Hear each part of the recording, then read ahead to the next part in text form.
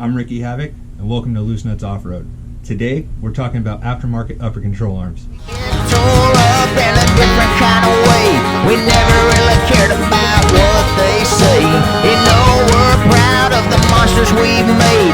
We take it to the max every single run we make. Jerking them axles, we just don't care. We break our shit up, jumping up in the air. Having lots of fun with our rebel rides. We're them good old boys with the fire in our eyes. Brothers and 4x4. Today we're going to talk about the difference between stock upper control arms and aftermarket upper control arms. I just recently swapped out my stock upper control arms for Dirt King Fabrication tubular ball joint upper control arms, and the differences are phenomenal. But if you look at the video, my stock upper control arms were shot, especially the passenger side on my 2007 Toyota FJ Cruiser. The ball joint was about to pop out. There was no cover around the ball joint. It was completely ripped. There was no grease. The ball joint was about to go. There was a lot of play on both sides trying to move the ball joint, whereas trying to move the ball joint on the Dirt King upper control arms, they're hard to move, which is how it should be. So the major difference between stock and tubular: stock is stamped steel, which has a tendency to flex when you're off-roading. None of the parts are greasable, and you run into issues as soon as you start lifting it, from primarily anything over like 2.5 inches. I'm sitting on a 3-inch lift right now. That the ball joint will tend to bind, or enough caster to accept the lift. So I swapped mine out. I got these Dirt King Fabrication tubular ball joint upper control arms, which this particular ball joint, this setup adds another 3 degrees of caster from that ball joint. It has grease zerk fittings in the back, and then the one on the front on the ball joint. So 2 on the polyurethane bushings, and which are changeable once those go, and then 1 on the ball joint, which makes it, the squeaking that comes, if you're playing in the dirt or mud or whatever. I have a tendency to, when I see a mud pit, since I live in California, there's not a lot of rain down here in Southern California, I go crazy when I hit mud. So why I went with Dirt King, besides the fact that they're based right here in San Diego, like I am, there was really there's a whole bunch of companies out there that make great products. I was really considering SPC, I was really considering Icon, and those are great names. I've seen a couple, not so great stories about SPC, because where the ball joint is, it can come loose because it has a little bolt on top. I've seen that. I've never seen it in person, but I've seen it on the forums. Icon is great. I just was a little bit out of my price budget for what I wanted. I was going to go Delta joint. And that kind of brings me into the different kinds of joints you have available to you when you're looking at upper control arms, and it's kind of important to really look into those. I'm not going to dive super deep into it because there's a lot of videos on YouTube explaining it, and a couple really in-depth ones that I might leave a link to. Check that out, because that helped me out a lot. The first one is the ball joint. It's the same as the stock.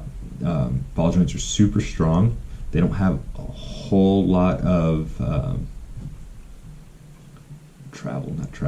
They don't have a whole lot of articulation in them, if you will. I guess articulation is the wrong word too. Caster. They don't have a whole lot of caster. They have how far they can travel, But they're great for weekend warrior off-roading, primarily daily driving, which is what I do. I'm on the street 5 days a week. I try to go off-roading once a month. More than that if I can, but lately it's been once a month. They're some of the stronger ones on the market, which is great.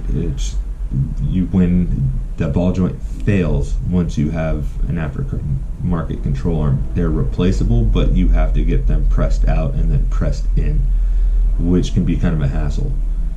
The next one is called a uniball, which you'll see like Total Chaos using. Dirt King makes one. Icon, I believe, makes one.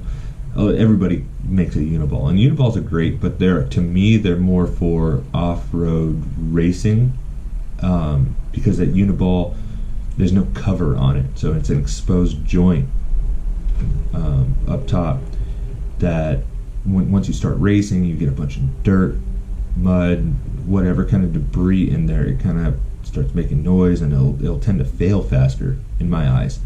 So I wanted something that was going to be covered. Now, if you're out racing, those joints are really easy to replace.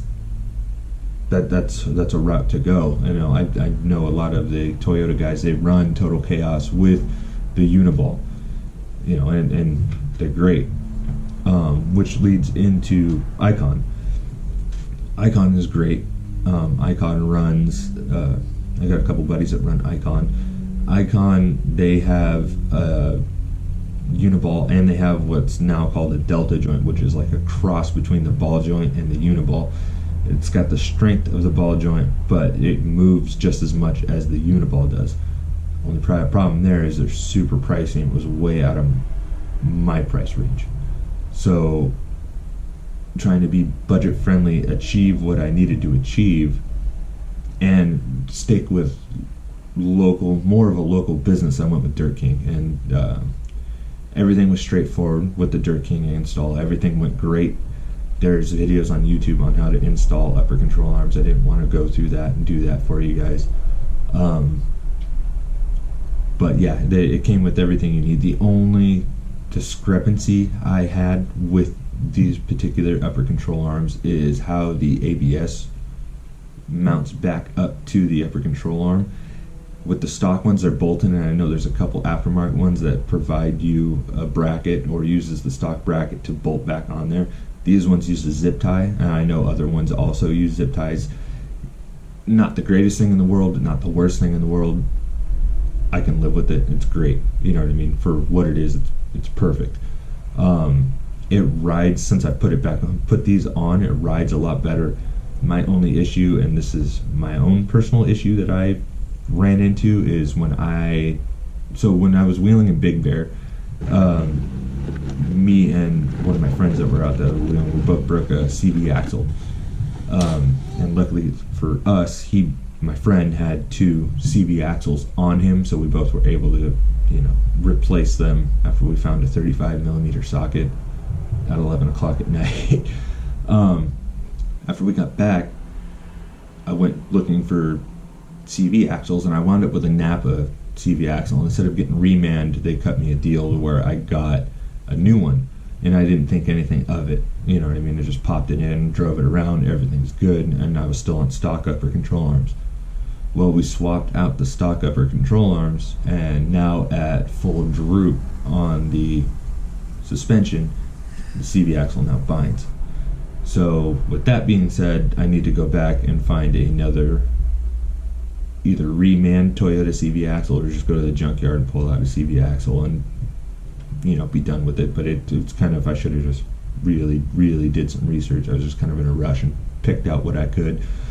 Also, the Dirt King upper control arms separately have dust caps, and they're not 3mm tape on. They actually have a seal and pop in, so that keeps that ball joint on the top safe and secure. Check them out, Dirt King Fabrication. So smash that like button, hit the subscribe button, and thank you for hanging out.